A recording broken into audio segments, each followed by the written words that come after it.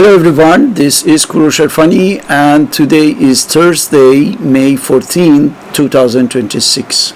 We are going to talk about journalism and the fact that in the United States, journalism is highly impacted by the lobbies that are controlling the mainstream media. Our presentation will be based on this article in The Intercept. As you can see, it's a very good article, Can Defend Itself, by Adam Johnson. He said, we analyzed thousands of news articles. Here is the proof of pro-Israel bias in mainstream media. We knew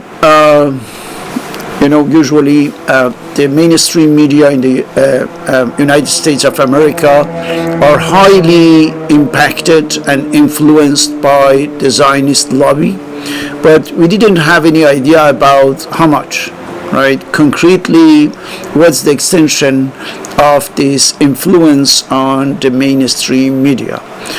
Thanks to the research and the evidence-based documents like this one, now we can have a better idea about this. So let me explain that this work was based on 12,000 articles from the New York Times, from Washington Post, and CNN.com, Politico, and Axios, and also USA Today. And then they analyzed also the articles of Associated Press, along with 5,000 TV segments that have been aired on CNN and MSNBC. So that's the core of this work. And of course, the results are extremely interesting. And we shouldn't forget that these are the pieces that have been gathered based on what happened in the first few months of the war of Israel against Gaza, right? And we can see how the narrative that had been presented in all these medias have been pushing effectively toward more and more killing the innocent Palestinian people and, in a word, for genocide, right? So let's see the result. The first one, you remember that the media and the Israelis were using the expression right to defend itself, right? It was something that have been repeated in all the media. And let me start with first an example of how many times we heard this expression in the studied media. Just as a sample. To defend itself. Right to defend itself. Right to defend itself. Right to defend themselves. Right to defend itself. Right to defend itself. Right to defend itself. Right to defend itself. Right to defend itself. Right to defend itself. Right to defend itself. Right to defend itself. Right to defend itself. Right to defend itself. Right to defend itself. Right to defend itself. Right to defend. All right. So the question is, how many times this expression was used for in the favor of Israel, and how many times for the Palestinian? Because right to self-defense is something that can be, for every side, right? For both sides normally. But look at the numbers. It's very interesting. Right to self-defense. News outlets gave Israeli the right to defend themselves, but not Palestinian. So the color blue represent Israel, and green for the Palestinian. And look at the New York Times with 99% in favor, or 99 times for Israelis, 1 time for Palestinian. Washington Post 54 for Israeli, 0 for Palestinian. Associated Press 63 for Israeli, 0 for Palestinian. CNN only 1 for Palestinian, and 108 18 times for Israeli. Politico, same thing, 0 Palestinian, 74 for Israeli. Axios, 24 for Israeli, 0 for Palestinian. And USA Today only 2 times for Palestinian, and of course 27 times for Israeli. And combined CNN and MSNBC, as you can see, 755 times this expression have been used in favor of Israelis, and only 8 times for Palestinians. So right to defense itself, of course, but only and only for Israelis, which means that there are people on earth who have effectively this right, and there are those who don't have. Right? This is what they want to establish unconsciously in our mind. So if you are thinking about this expression, right to defend itself, you have just to think about only and exclusively and always and generally Israel, and almost never for Palestinian. This is what they want to insinuate, right? They want us to believe that if there is such a right, it belongs exclusively to Israelis. That's the first case. The second case, the idea of human shields. The human shields is when you use the civilian population in order to carry out the military operations, right? And of course, when it comes to human shields, everything is on the other way, right? And now they are talking about only and exclusively Palestinians. Why? Because thanks to that, they can effectively justify killing Palestinians. Why? Because Hamas and the Palestinian groups are using the civilians as human shields, right? Israelis never do that, right? And it is something that belongs only to the Palestinian. Look at that. So these are presented human shields. News outlet disproportionately referred to civilians near Palestinian militant as human shields. So this is the Israeli narratives, and this is the Palestinian narratives. Of course, Israeli narrative is has been presenting all the time, Palestinian on doing so, right? Using human shields. And when Palestinians were talking about that, no, it's not important. It's not really serious. New York Times 150 times reproduced the Israeli narratives, right? And 0 time just for Palestinian. Washington Post 56 and only 5 times for Palestinian. Politico 20 times, 0 for Palestinian. Axios 3 and 0 for Palestinian. So for this segment of TV, as you can see, exclusively reproducing the Israeli narrative, according to which Palestinians are using human shields and not Israelis. Right? 0-0 for the Palestinian narrative that is denying that or saying that Israelis are doing so, because they were really doing so. We have a lot of cases where Israelis are doing this, right? And they were not really representing that because it's not important. What is important is the narrative of the Zionist entity.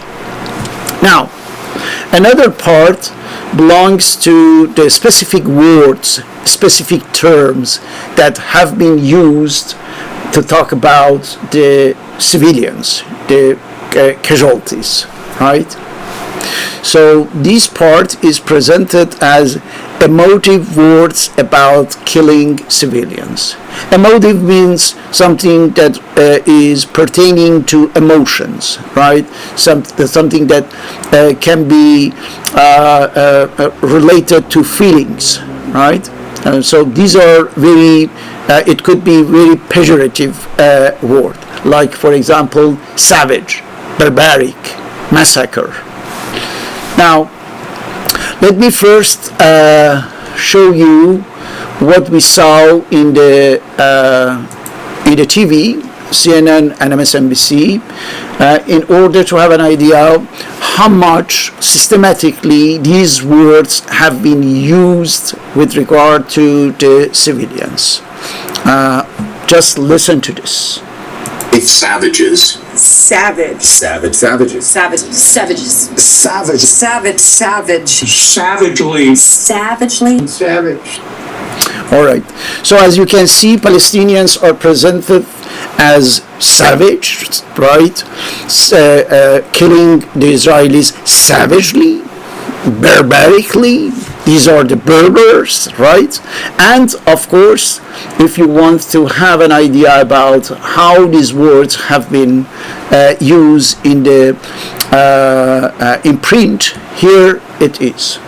New York Times used 124 times the term massacre for Israelis and 0 for Palestinian. So Israeli have been massacred, right? But never Palestinians. Palestinians cannot be massacred. Only Israelis can be, right? If there is a slaughter can be applied only and only for Israeli. 53 times. For the Palestinian, 0. That's New York Times. A newspaper that presents itself as the unbiased, neutral, professional. Can you believe that? 124 times the usage of the term massacre only and only for Israelis and 0 time for Palestinian. What about Washington Post? 50 and 25 for slaughter and 0 for Palestinian. Associated Press, 80 times for Israelis only, the term massacre, 0 time for Palestinian, 18 for slaughter. CNN, 40 time only and exclusively for Israeli, 0 for Palestinian, 14 time slaughter for only Israelis. Politico, 12 and 3. USA Today, 30 time and never mentioned for Palestinian. These are the emotive words in the print. Let's see now for the TV. Both channels, CNN and MSNBC, that had been studied in this work. Look at that. For the massacre, 225 time for Israelis that had been massacred, but only 16 times for Palestinian. Slaughter, 79-2. Savage, of course, 13 times with regard to what Palestinians did to Israelis. Barbaric, 56 times only with regard to the Palestinians' action toward the Israeli population, but not on the other way, right? MSNBC, same thing. 177 times for Israelis and 8 times for Palestinian only. With regard to the word slaughter, as you can see, 102 times Israeli had been slaughtered, but only 4 times for Palestinian. Savage, of course, it's something that is unique to Palestinians. So 23 times for Palestinians who have been savagely killing the Israeli, and 0 time on the other way. 46 times for barbaric Palestinians, right?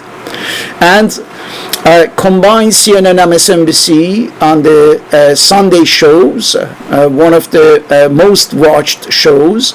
You see massacre 33 times with regard to Israelis, 30 times slaughter only and only for Israelis victim, and brutal, of course, same thing, right? The Palestinians have never been killed brutally. Only 4 times mentioned, but Israeli 79. And these are the news channels that present themselves as the most trustable source of news. Let's see the usage of another term in these two TV channels. Barbarity. Barbarism. Barbaric. Barbaric. Barbarians. Barbarism. Barbarism. Barbarism. Barbaric. Barbaric. Barbaric. Barbarity. Barbaric. Barbaric. Barbarically. The barbaric. Barbarity. Barbaric. Barbarity. Barbaric. That's it.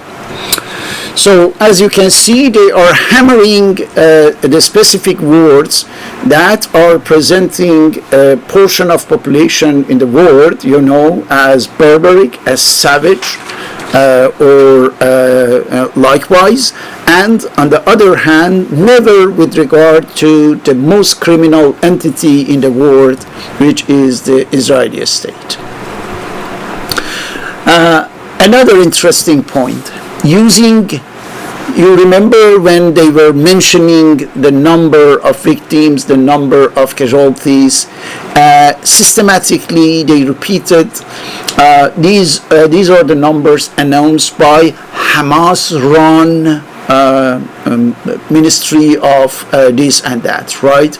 So the hospital that is Hamas-run hospital, Hamas-run minister, Hamas-run government, and so on and so on. Why? Because it can justify effectively if it is said by Hamas-run institution or organization, it cannot be trustable, right?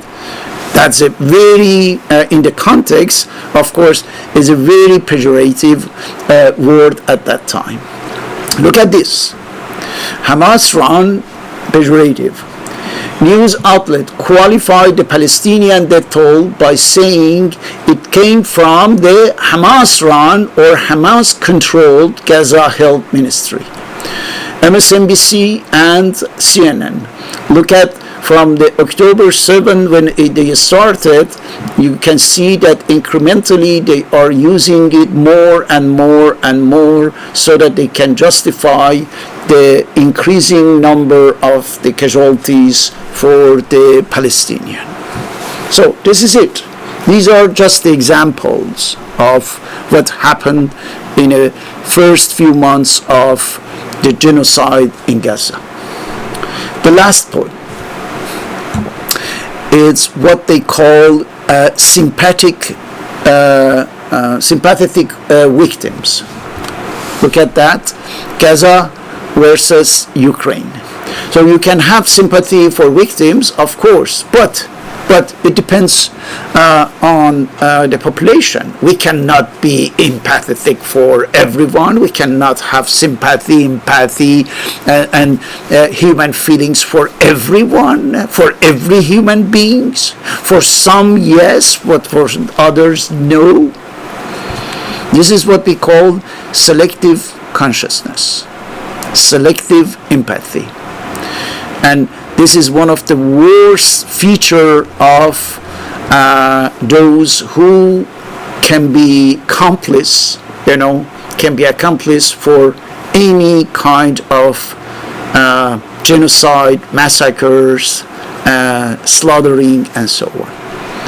That's a kind of passive participation in genocide. Selective consciousness. We know that based on the learnings that we have from philosophy, from ethics, for example, based on what Immanuel Kant said, the human value is just in the humanity of the human beings and nothing else. If you add any other elements like race, religion, gender, nationality, language, and so on, you are not talking about humanity. You are not talking about ethics. And the selective ethics is the worst kind of ethics. That's the worst kind, believe me. And here we have the proof that this selective consciousness, which is the fake Western consciousness, right? The supremacist and racist consciousness is applied with regard to Palestinians compared to Ukrainian. Look at this. Child casualties, for example.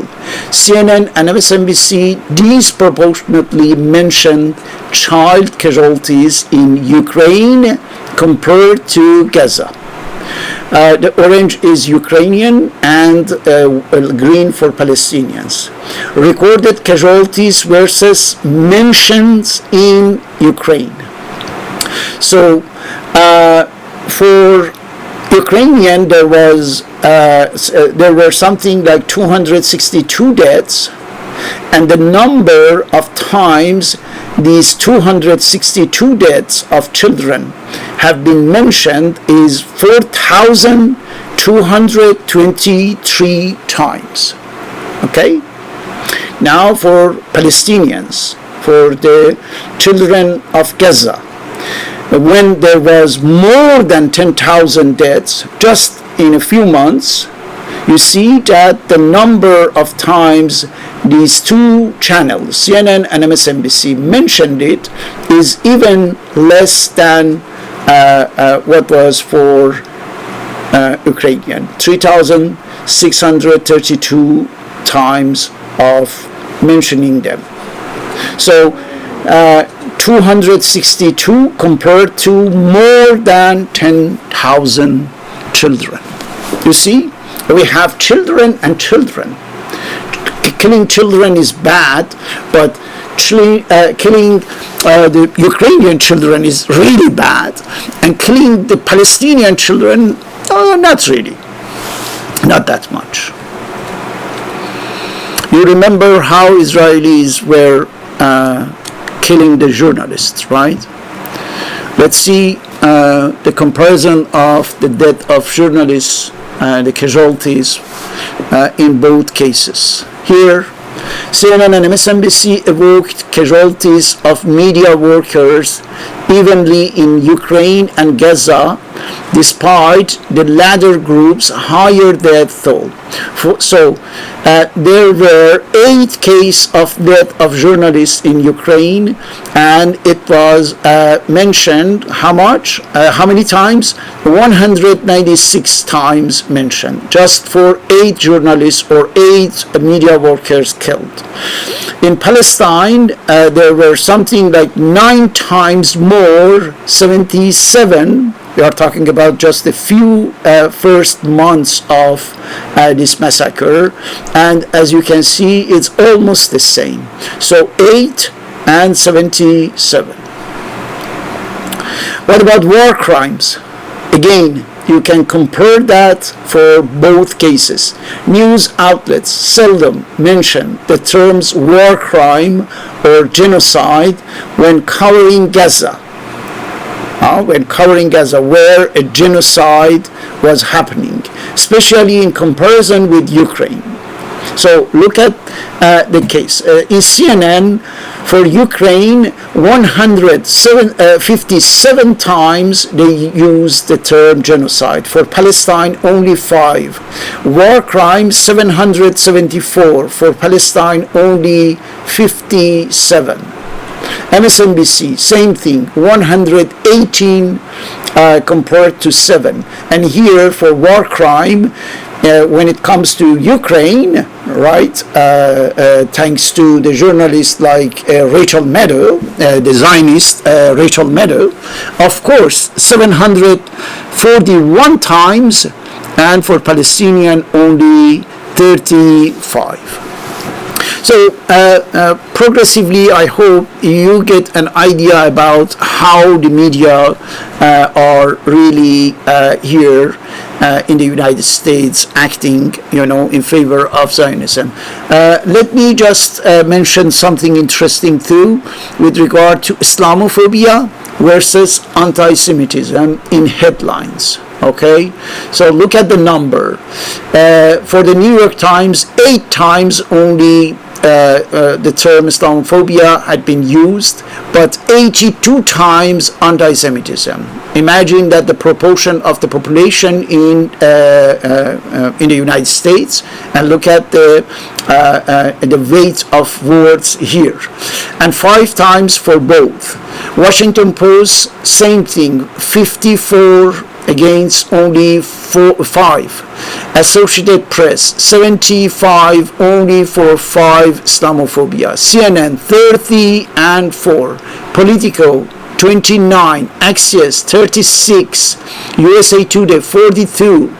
LA Times 46. And look at the number of times they used Islamophobia. 2, 4, 4, 3. Look at the total. Only 34 headlines with the term Islamophobia and 394 headlines with anti-Semitism. This is how it works, right? And there are, of course, other elements that you can go, but in order to keep the program in the frame of 30 minutes, I would like to conclude. I invite you to go to Intercept to find the original of this article. And this article, as I told you, is written by Adam Jansen. Adam Jansen made a very interesting book here, How to Sell a Genocide. And this book is available on Polito Press and also in Amazon. You can order that, and you can have the full report of this research work over there with many more information.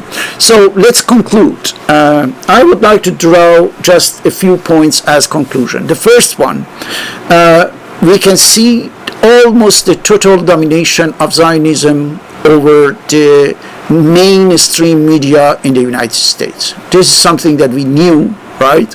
It's not surprising at all, but now we have a better idea about what is going on. And of course, we are going to have more and more control of the Zionists over this media, with, getting into account everything that is happening for the CNN, for the Paramount, and the purchase of this or that big media company. Another one is how biased they are. Unbelievable.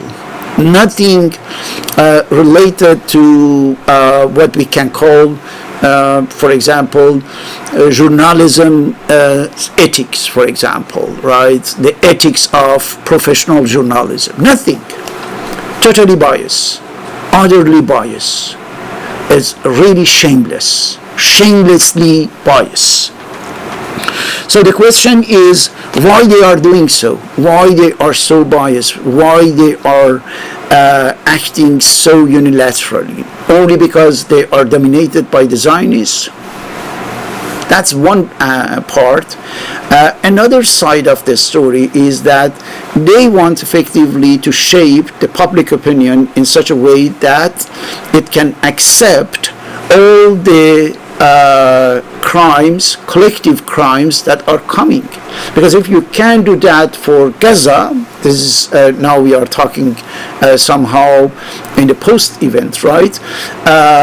If you can do it for Gaza, you can do it for the West Bank, and they are doing that in the West Bank as well. And then you can do it in Lebanon. They are doing so. Exactly the same Gaza pattern is getting reproduced right now in Lebanon. And then you will be able to do it to the big entities like Iran, for example. Why not Iran? So the idea is that we have to shape the public opinion in such a way that we can make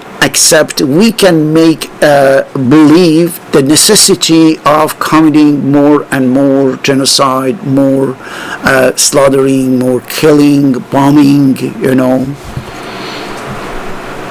They try to redefine the reality through the media. And as Netanyahu mentioned it in his latest interview in the 60 Minutes, now they are opening a new front eighth front in the social media, so that they can change, this trend of presenting Israel as a criminal entity, as the most dangerous phenomenon for the human race on earth.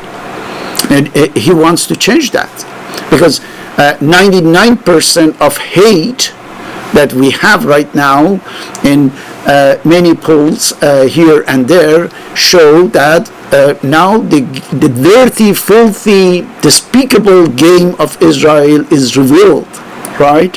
Is exposed to the entire world. And the world now has a very precise idea about the criminal nature of the Zionist entity. They want to change it. But at the end, I would like to say this. Not only we should expose the biased nature of these media, but also we have to think about how we can create some alternatives for that. We need some media that can be, nationally presented and established. And when I say nationally, it means for the whole country or even internationally, we need the real alternatives, but in an unbiased, independent, and ethical journalism for these alternative medias. And I am not talking only about the social media, but also the mainstream media, but completely out of the control of the Zionists. We can't do that. We need effectively to be creative, to be active about this, because they are trying to brainwash people in order to prepare a bigger and bigger massacre. The most horrible genocides are to come effectively in the future, and that's why we should prevent it. We should proactively act and do something about this. And in order to do so, we need really the powerful, widespread media that can be established nationally, internationally, and cover these sensitive subjects out of control of Zionism. Thank you very much. I hope that I can have your point of view on this subject in the comments, and also I invite you to subscribe to my English channel on YouTube so that you can have access to all the videos. Thank you, and see you in the next video. Bye-bye.